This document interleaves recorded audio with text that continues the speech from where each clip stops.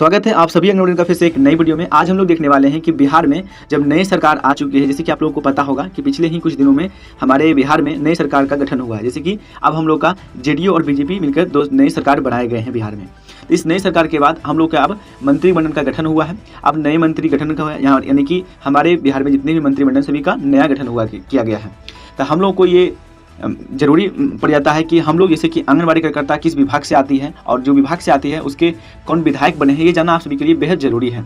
इसलिए आप सभी को हम लोग जानने के लिए थोड़ा सा महत्वपूर्ण जानकारी इस वीडियो में आप लोग को दिखाने वाले हैं। वीडियो को आप लोग पूरा देखिएगा, बिल्कुल भी स्किप मत कीजिएगा। इसमें और भी कुछ रिगार्डिंग आप लोगों को पॉलिटिक्स से संबंधित आप लोगों को कुछ न्यूज़ मिलने वाली है, तो आप लोग जरूर देखिएगा।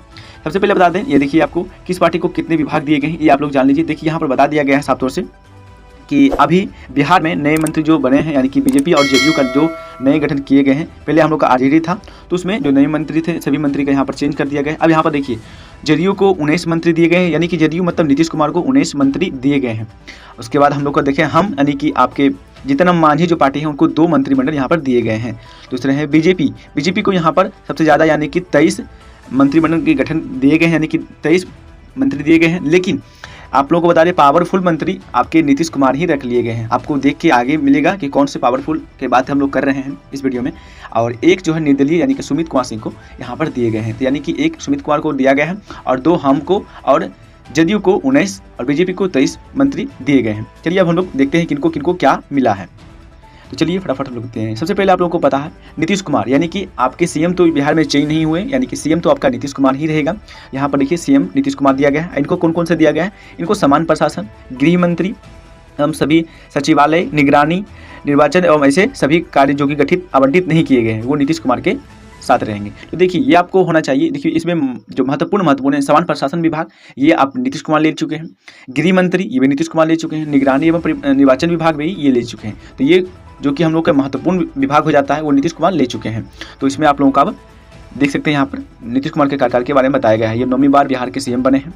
अब आपको दिखाते हैं हमारे डिप्टी सीएम, यानी कि आप लोगों को पता होना चाहिए बिहार में 2 डिप्टी सीएम चुने गए हैं जो कि बीजेपी से आते हैं। जो कि एक पहला है सम्राट चौधरी जो कि डिप्टी सीएम है। इनको कौन कौन से दिया गया? इनको अब 6 विभाग दिए गए हैं, वित्त विभाग, वाणिज्य विभाग। तो आप लोगों को पता होना चाहिए कि वित्त विभाग अब बीजेपी के हाथ में चले गए हैं। यानी कि वित्त विभाग जो कि बजट पेश करते हैं, जो भी बड़े बड़े फैसले होते हैं वो वित्त विभाग के द्वारा ही किया जाता है। तो अब वित्त विभाग जो है वो बिहार सरकार के अंतर्गत चले गए, यानी कि बिहार में अब वित्त विभाग जो है वो बीजेपी के हाथ में चले गए हैं। तो अब जल्द ही, अभी तो बिहार में अभी तक बजट पेश नहीं किया गया है क्योंकि अभी तक मंत्री गठन का नहीं किया गया था। इसलिए यहाँ पर आपके बिहार में जो बजट है उसको डेट को आगे बढ़ा दिया गया था। अब जल्द ही अब बिहार में बजट पेश किए जाएंगे। इससे भी सेविकाओं का ढेर सारा उम्मीद हो सकती है, क्योंकि भारत में तो जो बजट पेश की गई है उसमें सेविकाओं को कुछ नहीं मिला है, लेकिन बिहार में बजट पेश करने के बाद सरकार को मिल सकती है, क्योंकि अब बीजेपी की सरकार है। ज़्यादातर तक यहाँ पर मंत्रिमंडल जो है बीजेपी को मिल चुका है। क्योंकि आप लोग एक बार क्लिप देख लीजिए इस क्लिप को, क्योंकि इस क्लिप में देखिए 7 ओर से हमारे जो डिप्टी सीएम हैं यानी कि विजय कुमार सिन्हा जो कि डिप्टी सीएम हैं, इनके द्वारा 7 ओर से जब ये हमारे विरोधी नेता में थे, जब बिहार में आरजेडी और जेडीयू का शासन चल रहा था, उस समय इन्होंने कुछ वाक्य कहा था जो कि आपको इस वीडियो में देखने को मिलेगा। चलिए हम लोग इस क्लिप को सुनते हैं, उसके बाद हम लोग फिर आगे चलते हैं। आंगनबाड़ी सेविका सहायिका को लाठियों से पीटा गया, उसकी आवाज को दबाने का प्रयास किया गया। जब भारत सरकार 4500 रुपया प्रति माह दे रही है और ये सभी स्टेट को मिलता है, आज मध्य प्रदेश में 8500 रुपया राज्य सरकार देती है, महाराष्ट्र के अंदर 5600 राज्य सरकार देती है, आज कई केंद्र हिमाचल प्रदेश में ही हमारी सरकार 5000 देती है, बिहार सरकार 1450 मात्र देती है। 10,000 रुपया कम से कम आंगनबाड़ी सेविका सहायिका को बिहार सरकार मानदेय दे, और इस तरह से लाठी बरसाना, लोगों की आवाज को दबाना ये बंद करे। ये कतई उचित नहीं है। आज इनसे अपराधी संभलता नहीं, थाने के अंदर गोली मार दी जाती है, लेकिन जो अपनी आवाज उठाते हैं उस पर अत्याचार, उस पर लाठीचार्ज और उसको जिस तरह से अपमानित करने का, आवाज दबाने का खेल खेलते हैं, ये कतई स्वीकार नहीं है। हमने सदन के अंदर माननीय मुख्यमंत्री जी से कहे कि आकर के जवाब दें, इतना गंभीर मुद्दा है, लेकिन मुख्यमंत्री जी नहीं, उप मुख्यमंत्री भी उठ करके चले गए। तो जैसे कि आप लोगों ने हमारे विजय कुमार सिन्हा यानी कि डिप्टी सीएम के आपने कुछ जो मैसेज है आप लोग सुन लिए होंगे। ये जो वाणी है, यानी कि जो ये आप लोग न्यूज़ देखे हैं, ये न्यूज़ जो है भले ही पुराना है, यानी कि हम आपको पहले ही बता चुके हैं कि ये जो न्यूज़ जो बोला गया है वाकई इसमें, ये जो जब हमारे बिहार में जेडीयू और आरजेडी का सरकार था तब ये बोला गया था, जब सेविका सहायिकाएँ हड़ताल की थी बिहार में।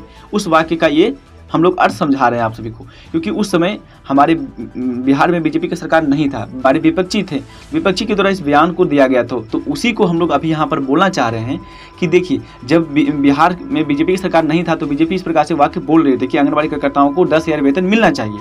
तो हम लोग ये कहना चाहते हैं कि अभी जब बीजेपी का सरकार हो चुका है तो कम से कम सेविकाओं को 5,000 मानदेय तो यहाँ पर किया ही जाना चाहिए। क्या आपको लगता है, इसके बारे में आप लोग जरूर से अपना कमेंट राय दें, क्योंकि अभी जो आगामी में हम लोग का भारत में बजट पेश किया गया है, इससे सेविकाएं सहायिकाएं बहुत ही ज़्यादा नाराज़ हैं।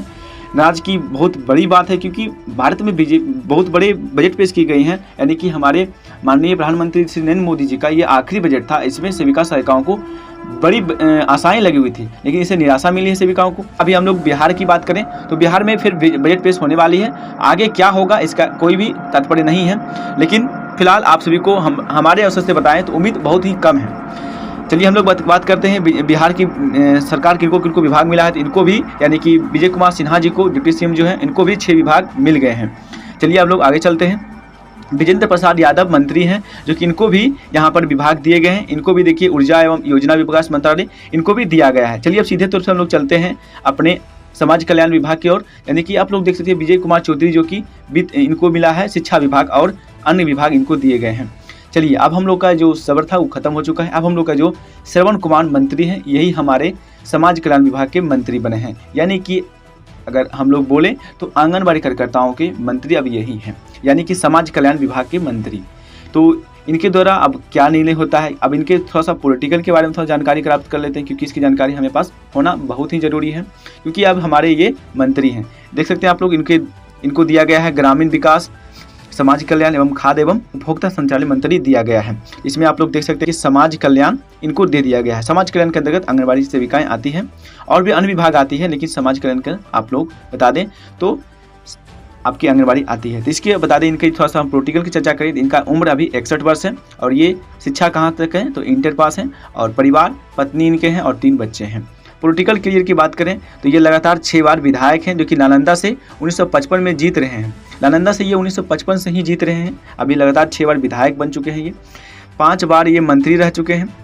पिछली सरकार में भी मंत्री और जेपी आंदोलन से निकले हैं। तो ये पिछली सरकार में भी मंत्री थे, लेकिन इनको अब की बार बड़ा मंत्री दे दिया गया है, यानी कि समाज कल्याण मंत्री इनको सौंप दिया गया है।